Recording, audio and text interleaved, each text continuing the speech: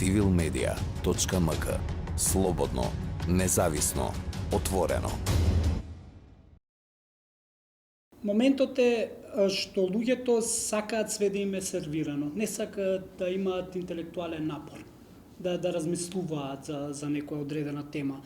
Ќе дадам пример кога бевме пошто Цивил е препознати по тоа дека ставовите наши не ги добиваме седејки во канцеларија.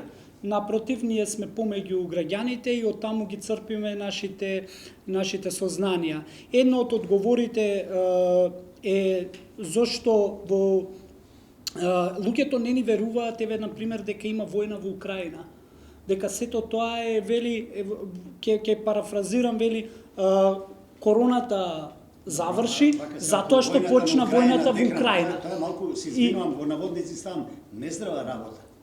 Да, може ли да постои таков субјект, таков консумент на медиумски информации покрај интернетот, покрај радиото, телевизиите, да каже нема војна во Украина? За жал постои. Може би во формулацијата не е агресија, туку е инвазија или за жал не ми дозволи да докажам. За жал на крај ја прашуваме госпоѓата, викаме, добро, еве, од каде знаете за тоа? Вика, старите ми кажа, од старите слушнав.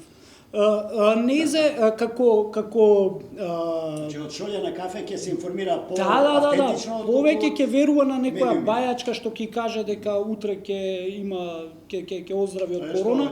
Костовски го зборуваше практично која е консументската група и доминантно тие 40%. Буквално, па ние, Зоран, сега гледаме дека одредени центри, на политички центри на МОК се уште ги убедуваат граѓаните дека ние не отпочнавме преговори со Европската унија. Што е лекот? Што да им препорачаме на гледачи?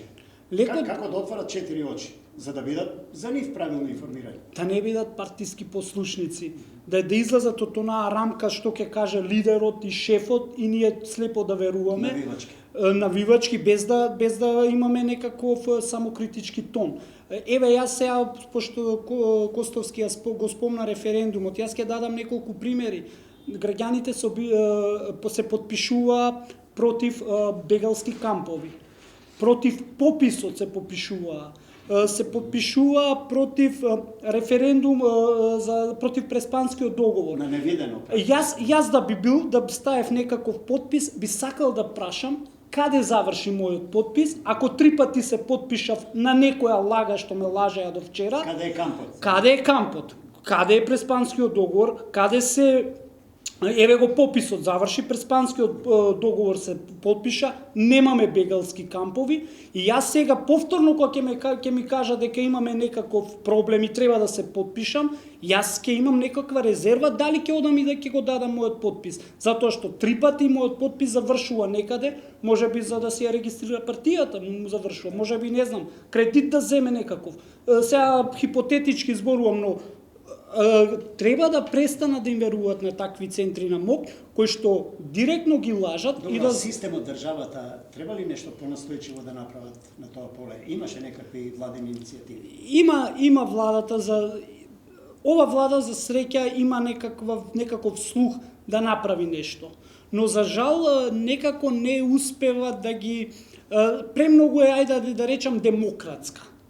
Затоа што ако не била демократска ова влада, ќе имам други санкции и ќе каже луѓе, не ги лажете, луѓево, дајте да направиме вие.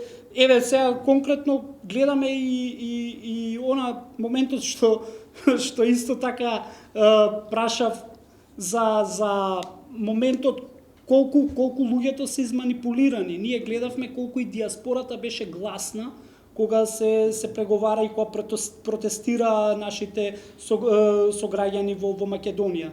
И јас искрено очекував дека барем еден човек ќе застане пред Европскиот парламент кога се одржа меѓувладината седница, ќе застане со некаков транспарент, ќе каже не го продавајте идентитетот, не го продавајте името, но не се случи тоа. Тоа е уште еден показател дека беше само манипулација.